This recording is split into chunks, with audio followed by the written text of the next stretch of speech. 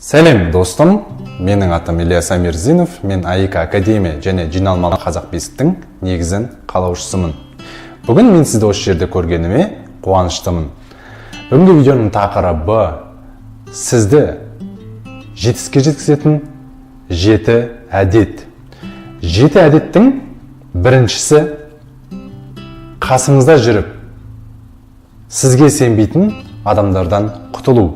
Оның 2 категориясы болады. Бірінші категориядағылар, олар өте көп. Олар сіз бизнес бастамау үшін, сіз жетістікке жетпеу үшін көптеген сылтаулар айтады.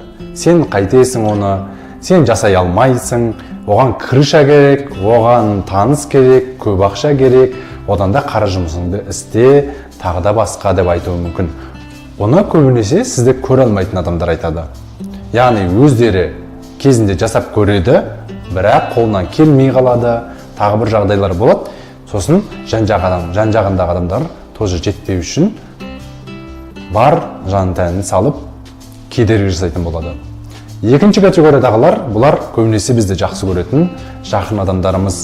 Яғни олар бізге негізінде жамандық ойламайды, бірақ олардың ойында жетістікке жетудің басқаша көзқарасы бар. Олар үшін біз көп жұмыс жасауымыз керек, бір жұмысқа кіріп алуымыз керек, тағы да басқа. Жақындарымыздың ақылын негізі тыңдауымыз керек, естуіміз керек. Бірақ егер сіздің жетістікке жетуіңізге кедергісіз жасалса, пайдасы болмаса, онда қабылдамауымыз керек.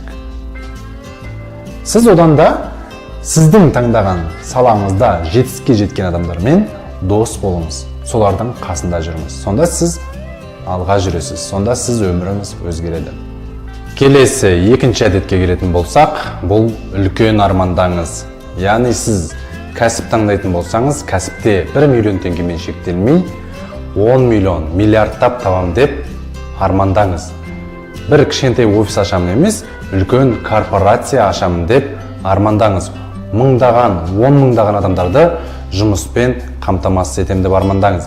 Егер спорт жағын таңдаған болсаңыз, би жағын, спорт жағын таңдаған болсаңыз, онда сіз осы қала емес, Қазақстан ғана емес, әлемді бағындырамын деп армандаңыз. Яғни, осындай үлкен армандары жоқ адамдар көп жағдайда орта жолда сынып қалып жатады. Және де сіз осыны көп ойлап, осы армандарға жетуге тырысатын боласыз. Үлкен арманы бар адамдардың үлкен жетістікке жететін әдеті бар. Үшінші әдетке келетін болсақ, ол ешқашан ақталмаңыз. Көп адамдар көбінесе мемлекетті кінәлайды, өзінің жетпеген жетістігіне көбінесе мемлекетті кінәлайды, ата-анасын кінәлайды, достарын кінәлайды, бизнес алдыға жүрмей жатса клиенттерді кінәлайды, спрос жоқ деп ойлайды, тағы да басқа нәрселерді айтады. Бұл үлкен қателік. Өйткені бұл өмірде қандай жағдай сізбен болса да, оның бәріне тек қана сіз кінәлісіз. Оның ақталып уақытыңызды өткізгенше, оның шешімін ойлап табыңыз. Шешіміңіздеңіз, ізденіңіз. Бәрі сіздің қолыңызда. Қазақтан андай сөз бар.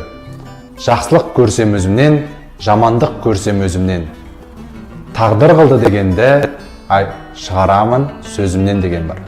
Төртінші әдетке келетін болсақ, тоқтамай еңбек етіңіз. Елдер 6-да қайтатын болса, сіз 10-да қайтыңыз. Яғни, бастаған кәсібіңізде, бастаған спортыңызда, жалпы кез келген бастаған ісіңізде өте көп еңбек ету керексіз. Мықты кәсіпкер болғыңыз келе ме? Көп кәсіп жасаңыз, көп рет жасаңыз. Мықты биші болғыңыз келе ме? Мықты билеңіз. Яғни билей беріңіз, тренировкадан шықпаңыз, сонда сіз мықты биші болып шығасыз, мықты кәсіпкер болып шығасыз. Мысалы, жақсы әке, жақсы отбасы құрғыңыз келе ме? Отбасыға қарай көп әрекет жасаңыз.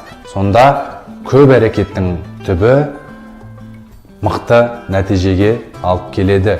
Сондықтан тоқтамай еңбек етіңіз, тоқтамай кәсіп жасаңыз, тоқтамай билеңіз, тоқтамай әрекет етіңіз. Бесінші әдетке келетін болсақ, өзіңіздің осы өмірге не үшін келгеніңізді анықтап алыңыз, яғни миссияңызды. Мысалы, қандай да бір бизнес түрін таңдасаңыз, оны не үшін жасайсыз? Қандай да бір спортпен айналыссаңыз, оны не үшін айналысасыз? Соның бәрін анықтап алыңыз. Яғни, мысалы, мен өзімнен келетін болсақ, мен жиналмалы қазақ бесікті ақшадан бөлек қазақтың бесігін насихаттау мақсатында жасаймын.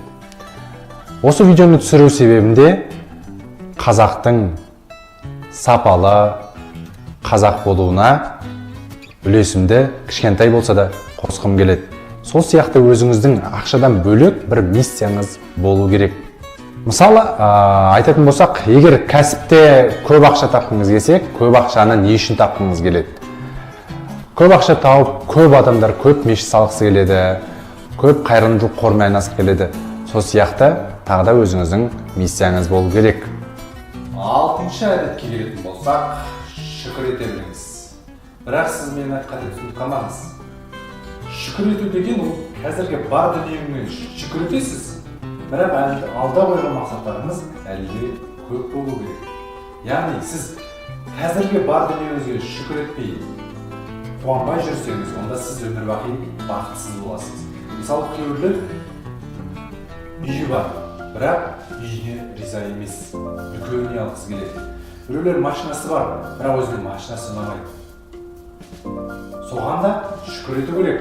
Сонда сіз бақытты өмір сүресіз. Өйткені адамға әрқашан көп нәрсе керек. Мен көп нәрсе керектігіне қарсы емеспін, бірақ барыңызға шүкір ете отырып, көп нәрсеге жетуге болады. Яғни, мысалы, сізге өзіңіздің машинаңыз ұнамаса, значит, оған ризасыз, бірақ үлкен машинаны алуға әрекет етіңіз. Осылай болса, сіз бақытты да боласыз, және мақсатыңызға да жетесіз. Соңғы 7-ші әдетімізге келетін болсақ, өзіңізге сеніңіз. Егер сіз өзіңізге сенбесеңіз, онда сізге кім сенеді? Жаныңыздағы адамдар сене ме? Достарыңыз сене ме? Сондықтан ең басты маңызды адам ол сіз өзіңізге сену керексіз. Сіз өзіңізге сенетін болсаңыз, сіз кез келген кәсіпті де, кез келген жаңа істі бастап кетеді боласыз. Өйткені өз-өзіне сенбейтін адамға, мысалы, сіз өзіңізде қараңыз, мысалы, сыртынан қараңыз, немесе біреуді қараңыз. Өз-өзіне сенбейтін адамға қарап тұрсаңыз, онымен қандай да бір іс-әрекетке баруға қорқатын боласыз. Онымен серіктес болуға қорқасыз. Онымен қасында жүруге де қорқасыз. Яғни өз-өзіне сенбейтін адамның өзіне біз сенуге қорқатын боламыз. Сондықтан сіз сондай адам болмау үшін сіз бірінші өзіңізге сеніңіз. Өзіңізге сенсеңіз, сіз кез келген істі алға алып шығатын боласыз. Ал енді осы 7 әдетті бойыңызға сіңіресіз деп үміттенемін. Бұдан басқа тағы да қандай жақсы әдеттер бар, соны комментарийға жаза кетіңіз. Менің каналыма қосылыңыз, және де жаныңыз ашитын өзіңіз сияқты жақын қазақтарға осыны бөлісе отырыңыз.